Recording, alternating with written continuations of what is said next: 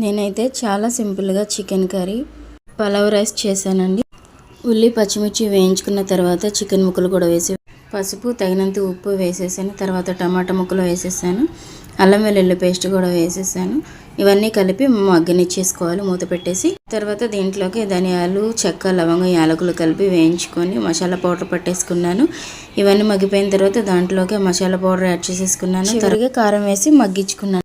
ఈ ప్రాసెస్ చేస్తూనే నేను పక్కన రైస్ పెట్టేసుకున్నానండి. ముందుగా రైస్ కడిగి పెట్టేసుకొని అందులో చెక్క, లవంగం, యాలకులు వేసేసుకొని ఆయిల్ కూడా వేసేసుకొని నేను తెల్ల నువ్వులు అయితే వేసాను. అల్లం వెల్లుల్లి పేస్ట్, పలావ్లోకి ఏమైతే కావాలో ఆ దినుసులన్నీ కూడా తక్కువ మేము ముగ్గురమే, పాప, నేను, మా వారు కాబట్టి తక్కువ వేసుకున్నాను. ఇందులోకి నేను ఆవకాయ ముక్కలు కూడా వేసానండి.